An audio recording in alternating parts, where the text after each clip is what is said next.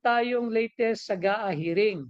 Yung ating pong kaso sa Korte Suprema, nagpadala po ng notice kanina sa ating mga abogado ang Korte Suprema at yan nga ho, ay pinapaalalahanan ang magkabilang panig, tayo yung mga petitioners sa ating mga abogado at yung respondent yung gobyerno. Pagdating po ng hearing ng May 19, marami pong nagtatanong, hindi po tuloy bukas yung hearing, yung oral argument patungkol dito sa what I describe as unconstitutional, invalid, immoral, and illegal 2025 national budget.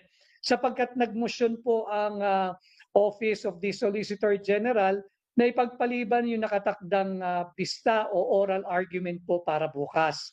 In fact, 3 araw po yan, April 1, 2, and 3, ang una pong itinakda ng Korte Suprema.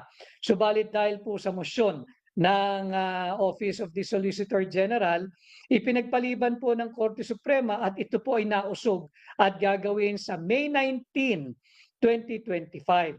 Ang notice po ay pinaghahanda ang parehang partido, ang petitioners, tayo po yun, sa pangunguna ng ating mga magagaling na abogado, at ganun din po yung respondents. Nakasentro po yung usapin sa dalawang bagay. Was Article 14, Section 5 of the Constitution violated nung hindi po binigyan ng higit na malaking prioridad sa budget ang sektor ng edukasyon. Tatandaan ninyo, ang ating pong contention, higit na malaki ang binigay na funding o allocation o pondo sa public works kung iahambing mo sa pondong inilaan o ibinigay sa education sector. Mahigit 1 trillion po yung ibinigay kabuuan sa public works sector. Samantalang sa education sector, 900 plus billion lamang.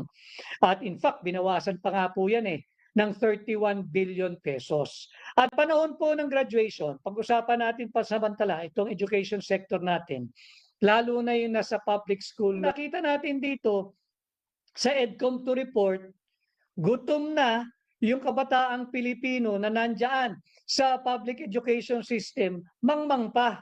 And yet, binawasan pa ng 31 billion pesos ang education sector ngayong taong 2025 ng administrasyon ni Bongbong Marcos. Kaya po natin hinatid ang usaping ito, itong unconstitutional 2025 national budget sa Korte Suprema. At bukod po dyan, ay gusto ring malaman ng Korte Suprema, i-argue po ng magkabilang panig, kami sa petitioners, kung bakit dapat ideklarang invalid at unconstitutional itong 2025 budget sapagkat nga po hindi tayo pwedeng makapagpasa ng ating taunang budget base sa blankong bicameral conference committee report na ito po'y final, approved, ratified, and signed by the members of the bicameral conference committee.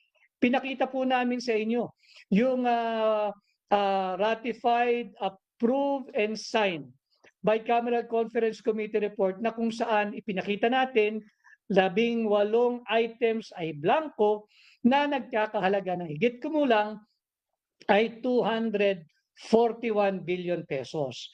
Mahalagang pinag-uusapan natin dahil ang dami pong nagtatanong sa akin kahit saan po ako magpunta ng panig ng Pilipinas, bahagi ng aking pangangampanya bilang senador ninyo. Number 56 po sa balota, Attorney Vic Rodriguez, tinatanong tayo ng update. Ano na ba ang latest diyan sa GAA hearing? Ito po yung latest.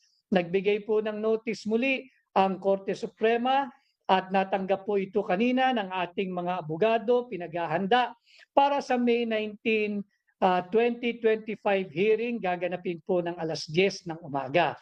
At nandun din po sa pinag-uutos ng Korte Suprema ang pagdalo nung kinatawan sa Marikina, si Congresswoman Kimbo, ganun din po si on the part of the Senate, yung chairman po ng Finance Committee at contingent po ng Senado pagdating sa Bicameral Conference Committee, si Senator Grace po, pinag-a-attend din po, ang kanyang presensya ay compelled. At ganun din yung una na nilang binubuntunan ng sisi, yung mga manggagawa, yung matitino at tapat na manggagawa ng Kongreso diyan sa mababang kapulungan at sa Senado, yung tinatawag nating miyembro ng Technical Working Group ng Bicameral Conference Committee, pareho sa Senado at sa House of Representatives ay mariing pinapaalalahanan ng Korte Suprema na dumalo at maging present sa gagawing pagdinig sa May 19, 2025 simula alas 10 ng umaga. At may nagtatanong po sa update doon sa habeas corpus. Nag-aantay din po tayo ng update. Hindi po natin kaso yan.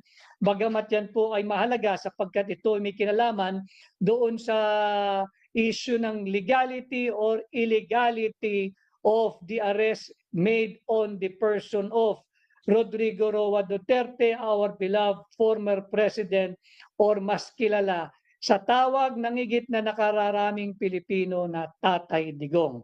At alam ho ninyo, patuloy ang pagtaas ng mga presyo ng pangunahing bilihin, nandiyan yung pagtaas ng presyo ng produktong petrolyo at napapag-usapan natin ang ating taunang budget.